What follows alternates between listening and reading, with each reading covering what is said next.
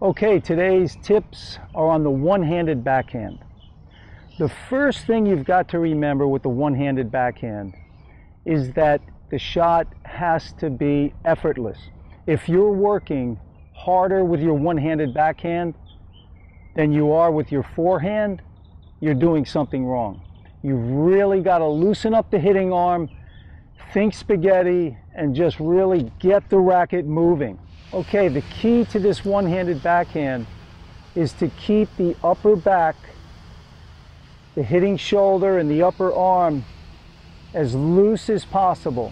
You really want to stretch that out as you pull the racket back. That's going to enable you to generate racket speed with very little effort.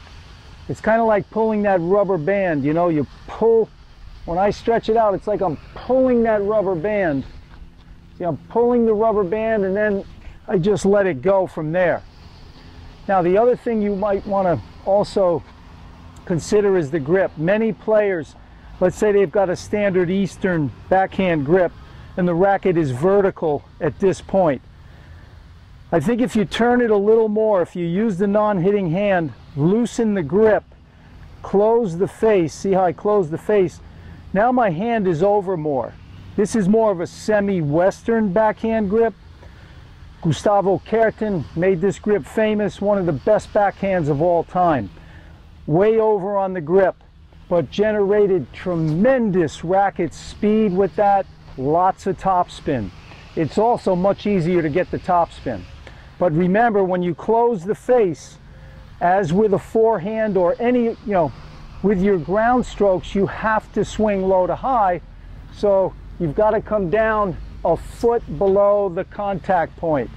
I've shown this in other videos, and all the people that are in the CTW Academy are very aware that you've got to get that racket a good foot below the contact point before you swing forward.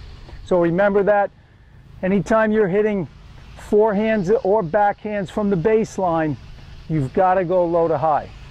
So turn the grip more for more topspin.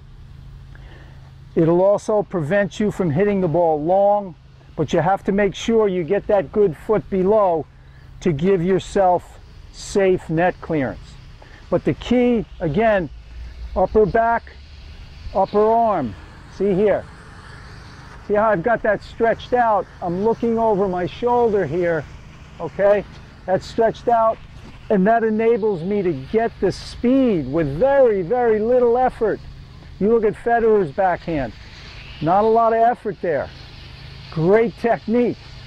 So pull it back and let it go. That's the key to a successful one-handed backhand. Okay, remember, when you're out practicing, you're focusing on those 1 or 2 points, and you're going to really create a new signal in the brain. Now remember, I had talked about the pullback on the backhand, and you want to stretch that upper back and upper arm. I like to think of it as like you're stretching out a rubber band. So you're taking that rubber band, you're just pulling it back, and then you let it go. Now that's one continual movement, of course, so you just pull it back and let it go. So I'm concentrating on that, pulling the rubber band, and also getting the racket a good foot below the ball.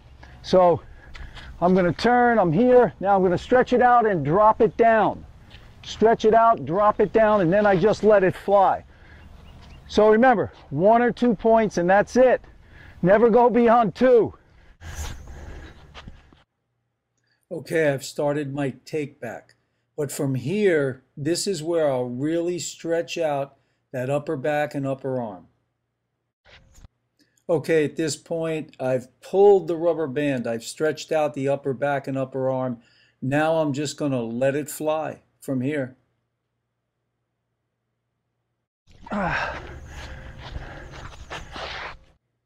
Okay, notice as I'm coming into the contact point, the racket face is vertical.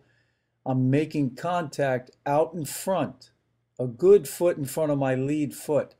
Notice too, the left hand stays back. You don't want the left hand coming around too soon. Make sure to sign up for my free online tennis camp for more tips like these. All the best and happy hitting. Take care.